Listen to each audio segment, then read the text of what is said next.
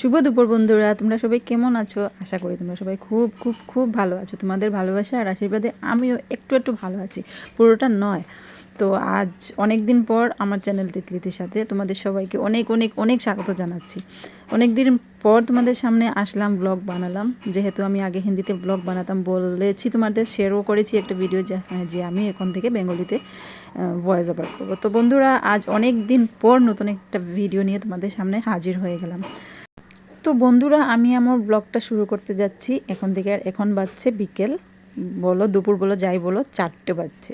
তো এক্ষুনি আমাদের ট্রেন এসে পড়বে, যেহেতু আমরা যাচ্ছি শিলচরে। আমি আর আমার মা শিলচরে। বন্ধুরা ক্ষমা করবেন, কারণ এতদিন আমি হিন্দিতে ভয়েস ওভার করেছিলাম, তাই মাঝে মধ্যে একটু হিন্দি চলে আসে, আপনারা ম্যানেজ করে নেবেন। তো আমি মাকে নিয়ে রওনা হয়ে গেছি শিলচর, কারণ ঘরে সকাল থেকে শুরু করতে পারিনি ব্লগ, যেহেতু অনেক অনেক কাজ ছিল। অনেক কাজের জন্য মানে কি বলবো, আমার তো ভিডিও আমি নিজে একাই শ্যুট করি, একাই এডিট করি সব কিছু। আরেকজন পেছন থেকে যদি কেউ ভিডিওটা শ্যুট করে দেয় তাহলে সব কিছু শেয়ার করা যায়। তো আমি তো এক হাতে কাজ আর এক হাতে ভিডিও শ্যুট করতে পারি না, তাই আমি সকাল থেকে কোনো কিছু ক্লিপ নিতেই পারিনি।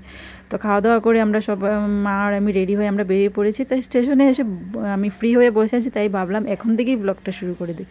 তো আমি আর মা যাচ্ছি আমাদের বড় দিদির বাসায়, আর আমাদেরকে এগিয়ে দিচ্ছে মানে আমার হাজব্যান্ড। মধ্যে মধ্যে দেখতে পাচ্ছ, আমি দেখাচ্ছি তোমাদের, আমার হাজব্যান্ড আমাকে আর আমার মাকে এগিয়ে দিতে স্টেশনে এসেছে। তো আমরা যেহেতু যাচ্ছি শিলচরে, মানে কথা ছিল যে মাকেও সঙ্গে নিয়ে, মানে আমি গুয়াহাটিতে যাব ট্রিটমেন্টের জন্য। তো ভেবেছিলাম প্রথম মাকে দিদির ঘরে রেখেই যাব। তো এখন ভাবছি না, মাকেও সঙ্গে নিয়ে যাই, কারণ মা একা ঘরে থাকতে পারবে না, যেহেতু আমার দাদার বউ মানে আমার বৌদি ঘরে নেই।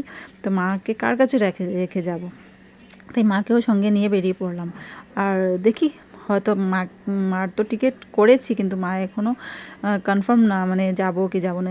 যদি হয় তাহলে আমাদের টিকিট কালকে রাত্রে, তাই যদি হয় তাহলে মাকে নিয়ে সঙ্গে করে নিয়ে যাব। দেখো, তোমাদের সাথে কথা বলতে বলতে আমাদের ট্রেনও এসে গেছে, এক্ষুনি আমরা ট্রেনে উঠে বসবো। এটা হলো আগরতলা টু শিলচর। আগরতলা থেকে শিলচর যাবে, আগরতলা থেকে আসছে ট্রেন, শিলচর যাবে। দেখো, আমি আর আমার মা ট্রেনেও বসে পড়েছি, আর আমার হাজব্যান্ড আমাদের দুজনকে ট্রেনে বসিয়ে আমাদের জিনিসপত্র যা ছিল সব ট্রেনে মতলব মানে উঠিয়ে দিয়ে, আর আমরা দুজন বসে আছি।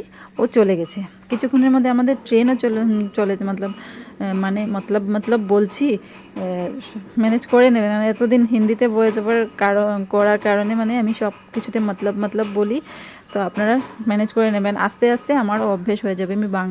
আমি বাংলা কথা বলি ঠিক আছে, কিন্তু ভয়েস ওভারটা আমি হিন্দিতে করতাম, তাই আমার সব সময় হিন্দি চলে আসে মুখের মধ্যে। আস্তে আস্তে ঠিক হয়ে যাবে, তোমরা সবাই ম্যানেজ করে নিও বন্ধুরা। তো দেখো, আমরা ট্রেনে উঠে বসেছি, আর ট্রেন এখনও ছাড়ছে না, জানি না, একটু লেট হবে হয়তো। হবে কি, আমি তো পরে, হ্যাঁ দেখো ট্রেনটা তো ছেড়েই দিয়েছে। তোমাদের সাথে কথা বলতে বলতে ট্রেনটা ছেড়ে দিয়েছে। তো বন্ধুরা, এখন ট্রেন ছেড়ে দিয়েছে, একটু পরে হয়ে যাবে সন্ধ্যা। যতটুকু পারবো তোমাদের সাথে, বাইরের তো সব কিছু করতেও পারবো না। আর আমি একা আমার প্রবলেম হয় এই ক্লিপ নেওয়া, করা। ট্রেনের মধ্যে আমার না, পাবলিক প্লেসের মধ্যে ভিডিও করতে আমার অনেক লজ্জা লাগে, আমার একদম ভালো লাগে না। তো দেখো, বদরপুর আমরা এসে পড়েছি। দেখতে দেখতে সন্ধে হয়ে গেছে, আর বাইরে অন্ধকার ছিল, তাই বাইরের ক্লিপ নিতে পারিনি।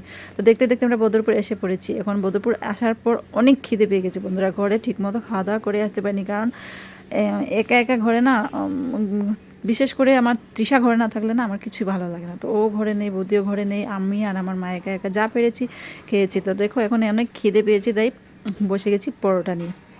আর কি বলবো তোমার বন্ধুরা, পরোটা তো নিয়েছি ঠিক আছে, কিন্তু আমার ঠিক সামনে একজন পাগলি মাসি বসেছিল। তোমাদেরকে আমি দেখাবো, তোমরা একটু খেয়াল করে দেখো।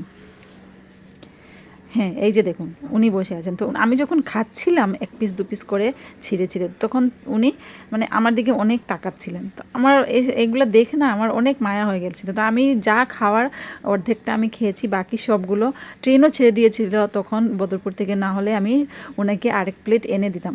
তাই আমি অর্ধেক, বেশি খাইনি, অর্ধেকটা যা খাওয়ার খেয়েছি, বাকিগুলো আমি ওনাকে জিজ্ঞেস করেছি আপনি খাবেন? উনি বলেছেন হ্যাঁ খাবো, তাই ওনাকে দিয়ে দিয়েছি। আর আমাদের ট্রেনটা দেখতে পাচ্ছেন আপনারা, চলছে। দেখতে দেখতে আমরা শিলচর, এটা হলো শিলচর স্টেশন, দেখতে দেখতে আমরা শিলচর স্টেশনে এসে পৌঁছে গেছি। আর আমি ফোন করে আমার দিদিকে আর আমার দিদির ছেলেকে বলে দিয়েছি আমাদের দুজনকে স্টেশন থেকে নেওয়ার জন্য আসতে, কারণ আমাদের সঙ্গে লাগেজ আছে। আর আমি আর আমার মা একা ওগুলো নিতে পারবো না। আমার হাজব্যান্ড তো ট্রেনে করিমগঞ্জ স্টেশন অবধি আমাদের পৌঁছে দিয়ে গেছে। এখন তো এখান থেকে নেওয়া অনেক প্রবলেম হয়ে যাবে, তাই আমি আমার দিদিকে ফোন করেছি। আমার দিদি স্টেশনে এসে আমাদের জন্য অলরেডি ওয়েট করছে। তো দেখো আমরা আস্তে আস্তে শিলচর স্টেশনে ঢুকে যাচ্ছি। আর তোমরা ভিডিও কন্টিনিউ করতে থাকো, তোমরা দেখতে থাকো আমরা শিলচরের স্টেশনে কীভাবে পৌঁছি। ভিডিও দেখতে থাকো, কন্টিনিউ করো। হ্যাঁ দেখো, দেখতে দেখতে কথা বলতে বলতে ট্রেন থেমেও গেছে, আমরা ট্রেন থেকে নেমে পড়েছি। আর দেখো কিভাবে আমি শ্যুট করছি, এত কোয়ালিটি খারাপ ভিডিওর হয়েছে কি বলবো, কারণ এক হাতে ব্যাগ ছিল, এক হাতে ক্যামেরা ছিল। তো তার উপর ওখানে লাইট এখানে কাঁপছে লাইট, দেখতে মানে এত কোয়ালিটি খারাপ হয়েছে। যাই হোক বন্ধুরা, আমি যা পেরেছি শ্যুট করেছি, যতটুকু পেরেছি। আস্তে আস্তে ভালো হবে, কারণ আমি একদিকে হাঁপাচ্ছি, জিনিসপত্র নিয়ে যাচ্ছি, হাঁপাচ্ছি, একদিকে ক্যামেরা করছে। তো যাই হোক বন্ধুরা, যতটুকু পেরেছি করেছি। তো এখন আমরা স্টেশন থেকে রওনাও হয়ে গেছি। সামনে গিয়ে টুকটুক পাই, রিক্সা পাই, টোটো পাই, অটো পাই, যা পাই তাতে চেপে যাব আর চলে যাব দিদির ঘরে। তো আমরা যাচ্ছি, দেখো ওই দেখো সামনে আমার দিদি যাচ্ছে, বড় দিদি যাচ্ছে আমার ট্রলিটা নিয়ে। ওর সঙ্গে যাচ্ছে ওর ছেলে, ওর যে সামনে ওই যে একটা ব্যাগ ওর হাতে, ও যাচ্ছে আমার দিদির ছেলে। আর পেছনে যাচ্ছি আমি আর মা। তো মাকেও দেখতে হয়, ক্যামেরাও দেখতে হয়, মাও মানে চোখে এত বেশি করে না, তাই মাকেও দেখতে হয়। আর ক্যামেরাটাও তো দেখতে হয়, হাত কাঁপছে, এ করছে, ঠিক করছে। আমরা স্টেশন থেকে বেরিয়েও পড়েছি, মতলব স্টেশনের বাইরে এসে গেছি। তো এখন আমরা অটো টুকটুক যা পাই নিয়ে আমরা চলে যাব দিদির ঘরে।